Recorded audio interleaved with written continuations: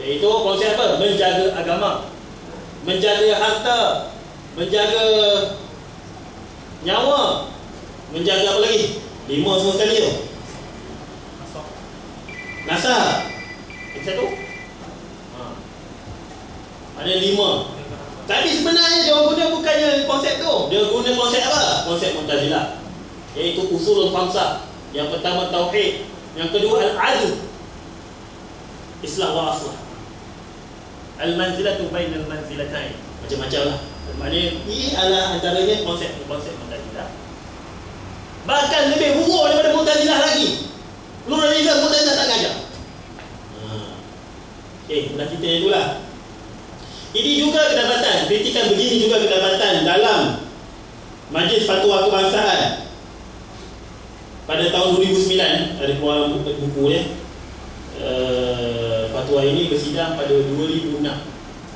2005 persidangan MUI, Majlis Ulama Indonesia. 2006 difatwakan haram Islam liberal ini pada 2006 oleh Majlis Fatwa Kebangsaan di Malaysia lah. Jadi dia sebut aliran pemikiran liberal ini mempunyai kaedah yang tersendiri apabila merujuk kepada hukum hakam fiqh, iaitu mengambil tujuan hukum, maqasid je, bukan bentuk hukum, bukan istinbat. Wah, ni tak istinbat, wah ni hanya dia kata maqasid. Saya nak cari cek buku-buku sekolah, antara daya-daya sekolah sejak dulu lagi, seboleh-bolehnya memisahkan maqasid itu daripada usul fiqh. Saya ada bukti lah. Sifat IT pun terlibat. Saya ada bukti semua. Buku sifat IT saya ada yang mencadangkan bahawa maqasid syariah terpisah daripada usul fiqh. Mana ada kedudukan yang tersebut. Patutnya tak, maqasid sebenarnya sepatutnya duduk dalam usul fiqh tu. Tak tahu, itu masalah lebih pada masalah akademik semata-mata. Tapi sebenarnya dia orang guna kaedah maqasid yang tersendiri. Kesalahan yang kedua, mengutamakan nas, mengutamakan masalah berbanding nas. Kalau otak tak boleh terima nas tu, kita terima otak. Okay. Banyak soalan. Saya bentang-bentang mana-mana soalan yang sama. Ustaz, kalau ada pandangan barat lebih baik pada Islam macam mana? Mana lebih baik pada Islam? Saya sebut beginilah. Kita ni semua pakat-pakat diberi akal. Akal tu semua ada. Orang tak bakal tak ada. Dan kita juga diberi wahyu, walaupun kita bukan Nabi. Wahyu depan mata kita. Apabila kita diberi wahyu, adakah kita disuruh, diarahkan supaya akal tu ikut Quran, akal itu ikut wahyu, ataupun wahyu itu ikut akal kita? Faham tak ni? Kita ada dua pilihan. Sama ada kita nak boleh-bolehnya wahyu itu ikut akal kita, ataupun akal kita tu ikut wahyu. Mana satu pilihan kita?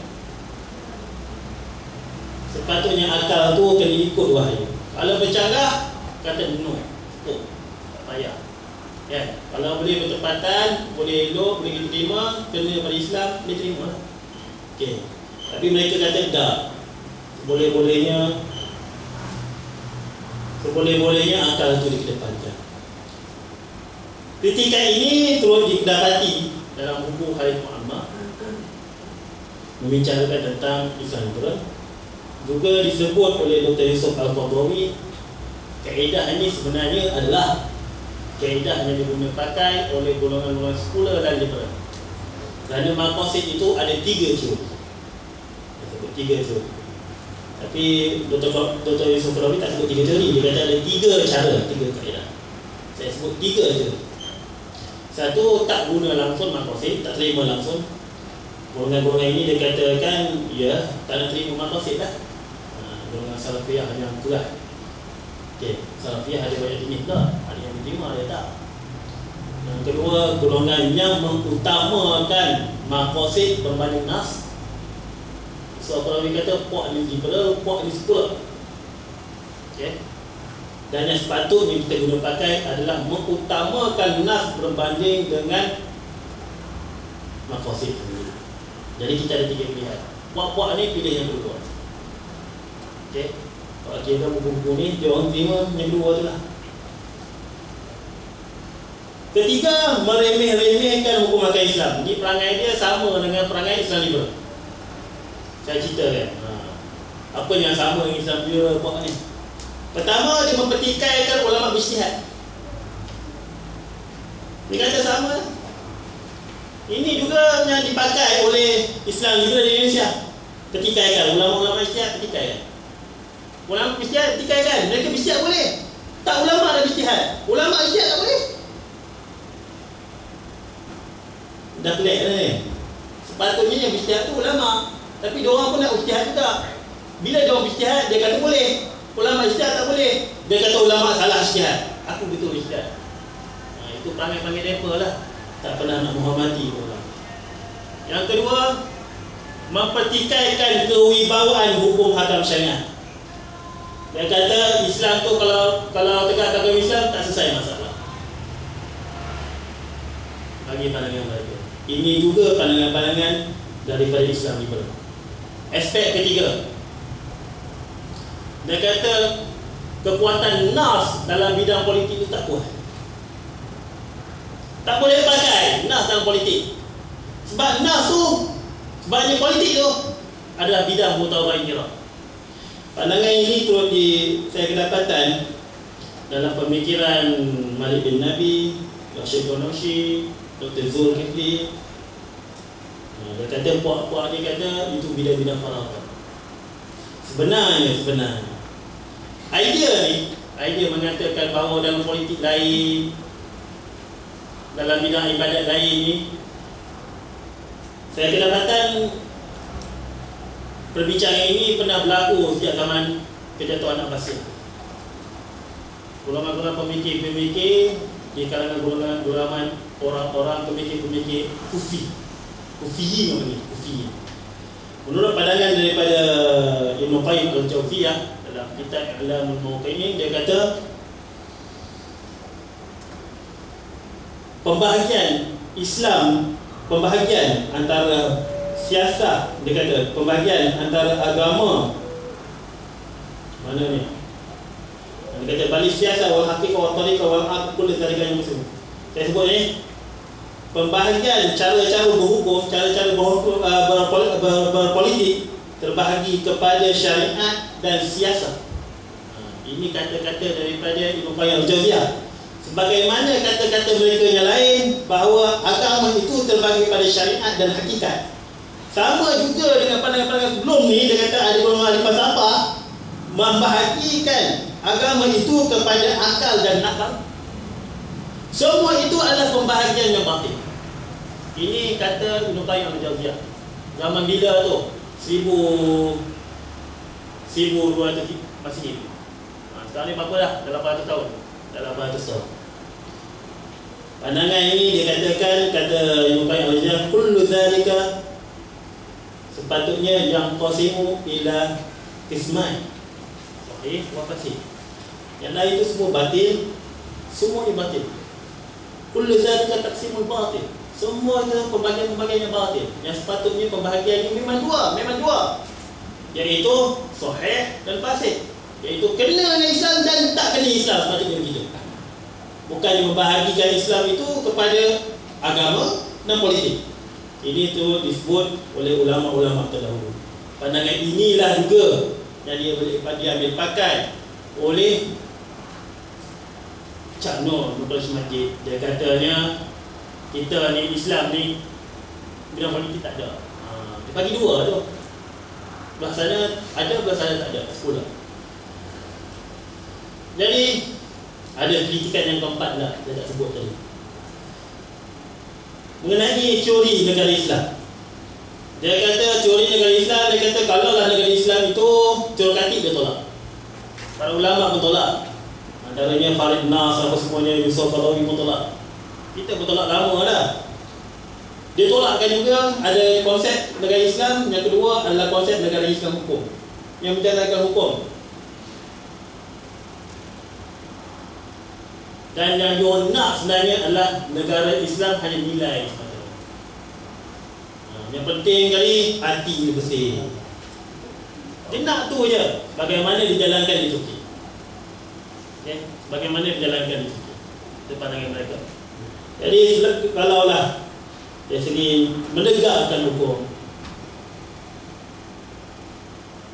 arahan nas supaya kita menegakkan hukum banyak sangat. Tak perlu saya sebut. Kalau kita kerja ni banyak. Saya bawa ni 5-6. Qala yahdharil ladzina yukhalifuna an amrihi an tusibuhum fitnatan aw yusibuhum adzabun alim.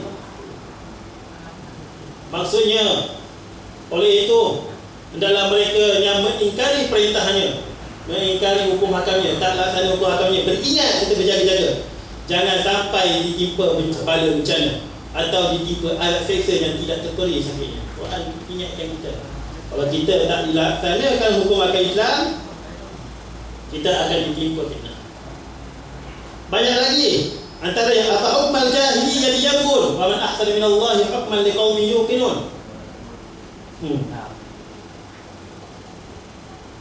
Quran sebut maksudnya, sedang itu patutkah mereka berkehendak lagi kepada hukum hakam jahiliyyah? Hukum hakam jahiliyyah selain daripada hukum hakam Islam semuanya jahil.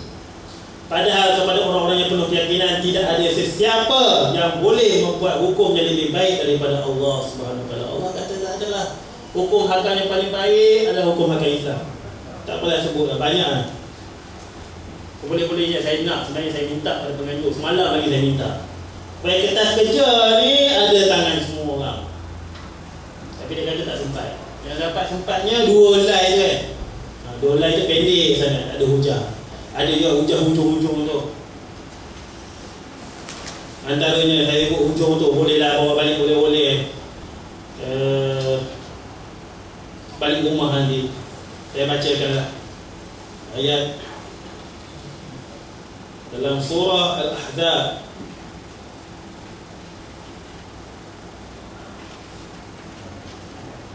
وَمَا كَانَ لِمُؤْمِنٍ وَلَا مُؤْمِنَةٍ إِذَا قَضَى اللَّهُ وَرَسُولُهُ أَمْرًا أَن يَكُونَ لَهُمُ الْخِيَرَةُ مِنْ أَمْرِهِمْ وَمَن يَعْصِ اللَّهَ وَرَسُولَهُ فَقَدْ ضَلَّ ضَلَالًا مُبِينًا.